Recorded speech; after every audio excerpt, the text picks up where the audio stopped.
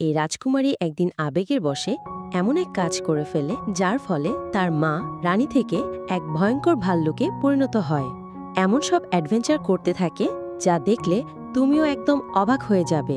কিন্তু রাজকুমারীর কোন কাজের জন্য আজ এই অবস্থা হলো, আর অদর্শ সে কি তার মাকে ভাল্লুক থেকে মানুষে পরিণত করতে পেরেছিল কিনা তা জানতে চলো দেখে নিই আমাদের আজকের মুভি ব্রেভের এক্সপ্লেনেশন। তো চলো শুরু করি। মুভির শুরুতে আমরা একটি রাজপরিবারকে দেখতে পাই যারা জঙ্গলের মধ্যে তাদের রাজকুমারী মেরিডার জন্মদিন পালন করতে এসেছে। রাজকুমারী মেরিডা হল ডান বংশের প্রথম সন্তান। সে তার মা রানী এরিনার সাথে এখানে খেলাধুলা করছিল। ঠিক তখনই আমরা তার বাবা রাজা ফার্গেসকে দেখতে পাই যে একটি ধনুক হাতে সেখানে উপস্থিত হয়। মেরিডা তার বাবাকে সবসময় বীরের মতো লড়াই করে দেখতে দেখতে সে নিজেও বাবার মতো যোদ্ধা হবার স্বপ্ন দেখে। এবারের জন্মদিনে তার বাবা তাকে একটি ধনুক উপহার দেয়। মেরিটা ধনুক পেয়ে অনেক খুশি হয় আর সেটা নিয়ে প্র্যাকটিস করতে থাকে। কিন্তু হঠাৎ একটি তীর দূরে জঙ্গলে চলে গেলে সে ওটা খুঁজতে গিয়ে জঙ্গলের ভেতরে চলে যায়।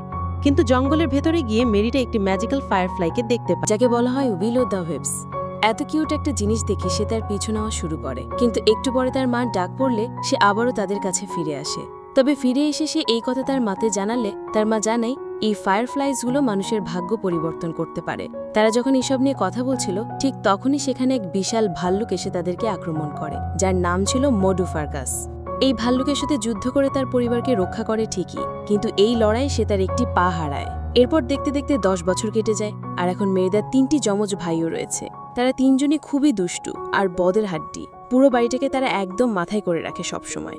এদিকে আমরা দেখতে পাই রাজকুমারী মেরিডা এখন অনেক বড় হয়ে গেছে, কিন্তু একজন রাজকুমারীকে যেসব নিয়মকানুন মেনে চলতে হয় সেগুলো তার একদমই পছন্দ নয়, বরং সে সবসময় তার মন মতো চলতে চায়। আর এই নিয়ে রানী আর রাজকুমারীর মধ্যে একটি দ্বন্দ্ব লেগেই থাকতো।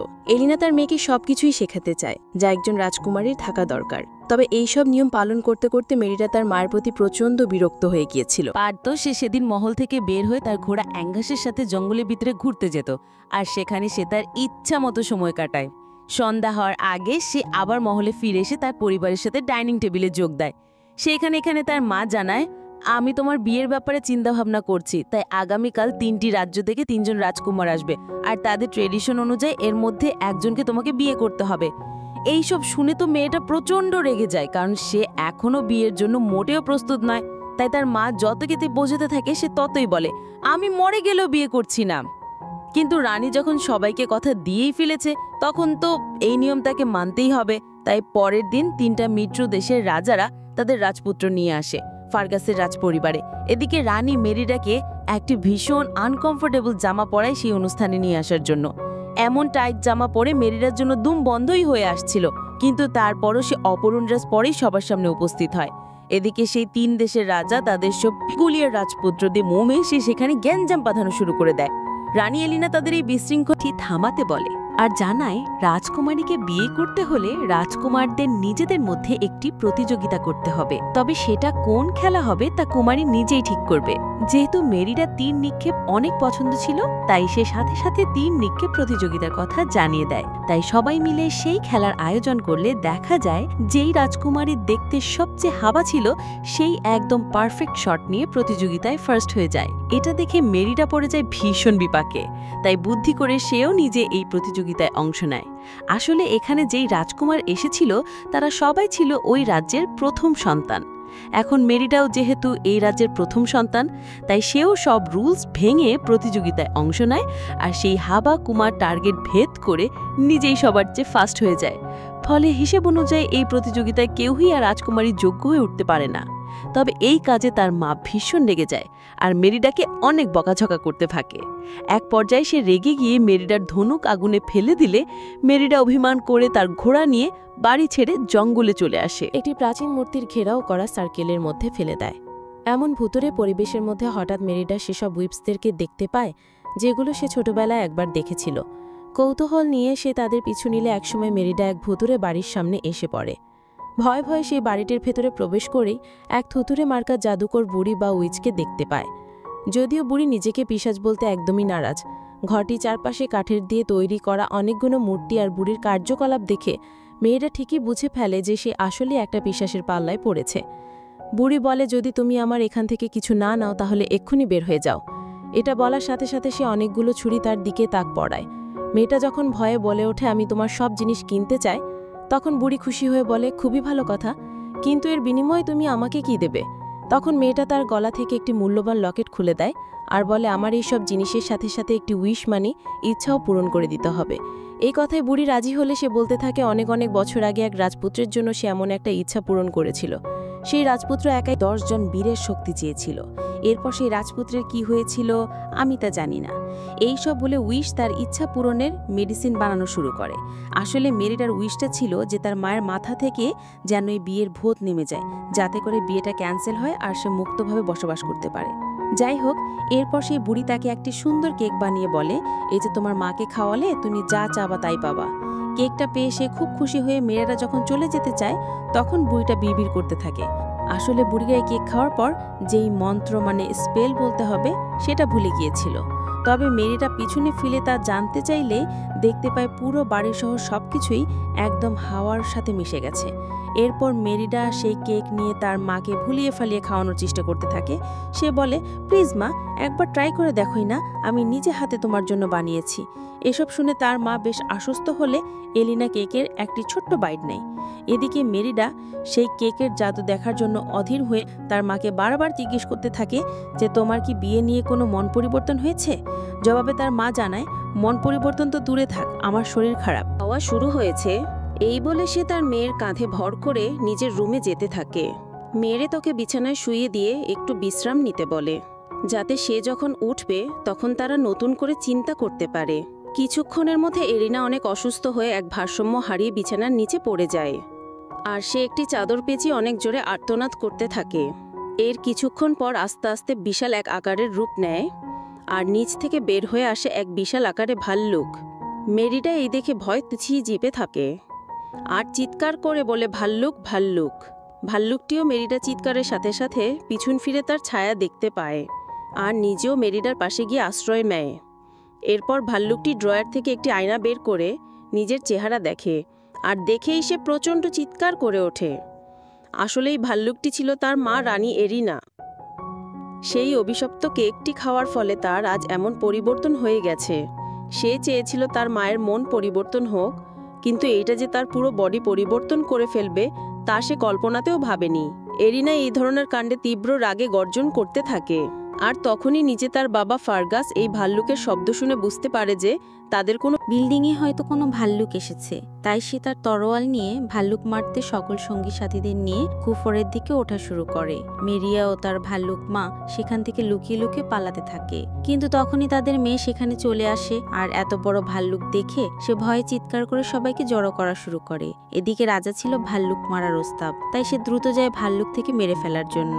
অন্যদিকে মেরিডা তার 3 ভাইয়ের সাথে দেখা হলে তারাও নিজের মায়ের এমন অবস্থা দেখে ভয় পাওয়া শুরু করে, কিন্তু মেরিডা তাদেরকে সব খুলে বললে তারা তার মাকে প্রাসাদ থেকে বের হওয়ার জন্য হেল্প করতে থাকে।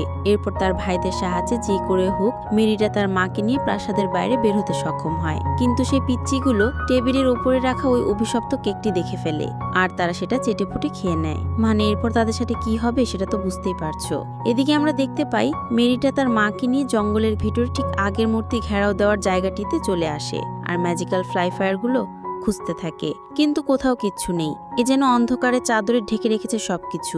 মেয়েটাকে যে করেই হোক সেই ডাইনির বাড়ি খুঁজে বের করতেই হবে। অনেক খোঁজাখুঁজির পর অবশেষে সেই ঘরটি খুঁজে পেলে সেখানে গিয়ে তারা দেখতে পারে পুরো বাড়িটা একদমই ফাঁকা। তবে সেখানে একটি হাঁড়ি পড়েছিল, আর তার পাশেই কিছু বোতল রাখা রয়েছে। সেই বোতল থেকে কিছু একটা হাঁড়িতে ঢালতেই সেখানে বুড়ি উপস্থিত হয়, আর মেরিডার জন্য একটি ভয়েস মেসেজ রেখে যায়। সে জানায় যে দ্বিতীয় সূর্য ওঠার পর থেকেই এই জাদুটি তার জন্য পার্মানেন্ট হয়ে যাবে। তার মানে তার মা চাইলেও আর কখনোই মানুষে রূপান্তরিত হতে পারবে না।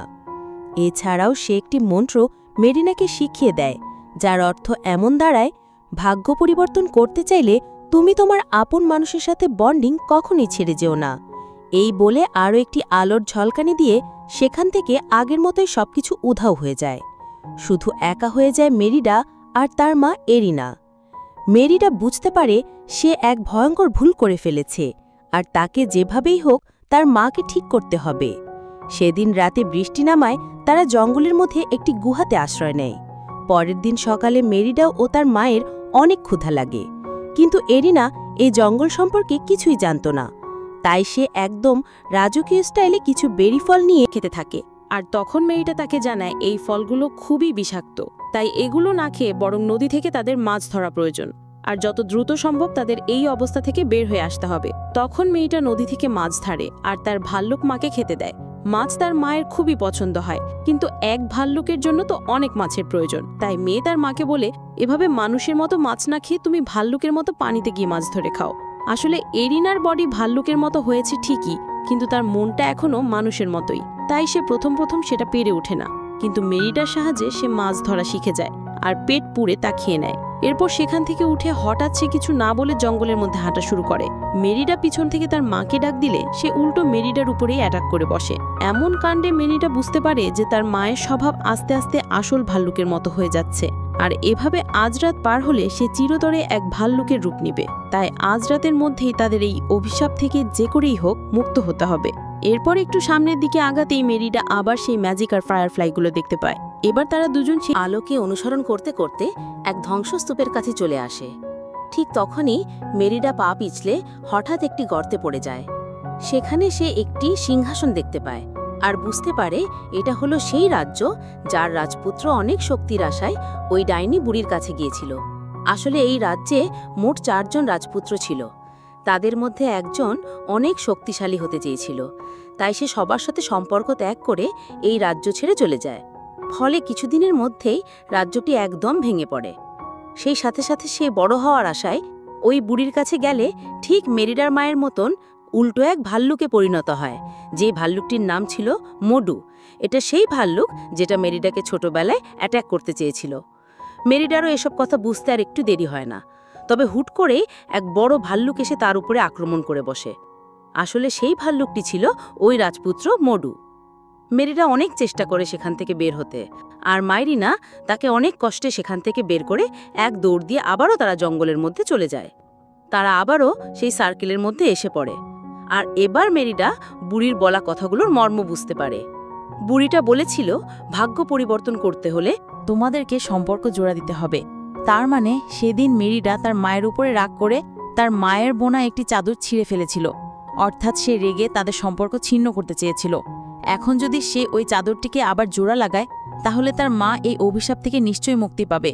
আর যদি এটা তারা করতে না পারে, তবে তার মা সারা জীবনের জন্য ভাল্লুকি হয়ে থেকে যাবে।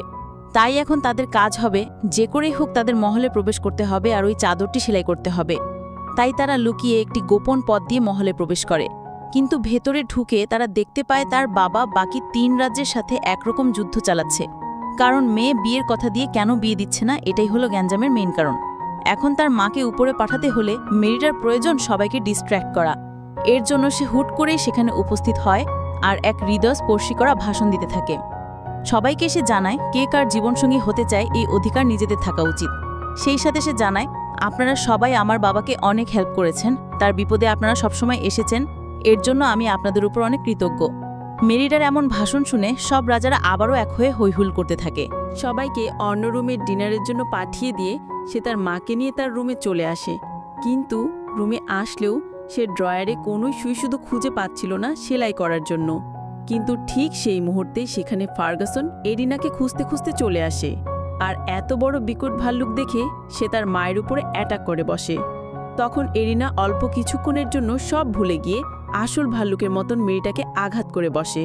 কিন্তু জ্ঞান ফিরে যেয়ে সে যখন বুঝতে পায় সে তার মেয়েকে আঘাত করেছে, তখন সে ভয়ে সেখান থেকে পালিয়ে যাওয়া শুরু করে।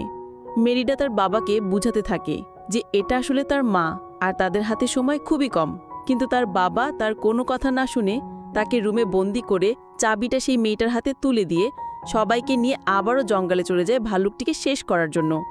এইদিকে মেরিডা যখন অনেক চেষ্টার পরেও দরজাটি খুলতে পারে না, তখন সে দরজার বাহিরে তার 3 ভাইকে দেখতে পায়, তাদের কাছে হেল্প চায়। তাদের অবস্থাটা একবার দেখো, ঠিকই তার মায়ের মতন এই অভিশপ্তকে খেয়ে তারা কিউট ভাল্লুকের বাচ্চায় পরিণত হয়েছে। তারা বাধ্যের মতন চলে যায় সেই চাবিটি ছিনিয়ে আনতে আর মেয়েটিকে ভয় দেখাতে। তারা চাবি নিয়ে এলে মেয়েটা দ্রুত সেই চাদর ও সুই সুতো নিয়ে জঙ্গলের দিকে ছুটতে থাকে। যাবার পথেই সে ওই চাদরটি সেলাই করে ঠিক করে নেয়। এইদিকে রাজু তার সৈনিকদের নিয়ে এলিনাকে পুরো ঘিরে ফেলে, তার হাত পা বেঁধে ফেলে। অন্যদিকে মেরিরা আবার সেই ফায়ারফ্লাইগুলোকে দেখতে পায়, যেগুলো তাকে পথ দেখিয়ে নিয়ে যায় তার মায়ের কাছে। রাজা তার তলোয়ার বের করে যখনই এলিনাকে মারতে যাবে, ঠিক তখনই মেরিরা সেখানে উপস্থিত হয়ে সবাইকে বোঝাতে থাকে এটা আসলে মডু না, এটা তার মা রানী এলিনা। কিন্তু রাজা ফার্গাস কোনোভাবেই মেরিনাকে বিশ্বাস করতে চায় না। তাই যখন আবারও সে এলিনাকে মারতে যাবে, তখনই সে তার 3 বাচ্চাকে দেখে ধীরে ধীরে এই কাহিনী বিশ্বাস করে নেয়। ব্যাপারটা হয়তো এখানে শেষ হয়ে যেতে পারত, কিন্তু না। ঠিক সেই সময়ে পিছন থেকে মডু এসে হাজির হয়। আর তখন রাজার সৈনিকরা মডুকে আক্রমণ করলে সে সবাইকে ফেলে দিয়ে শুধু মেরিরাকে আক্রমণ করে বসে।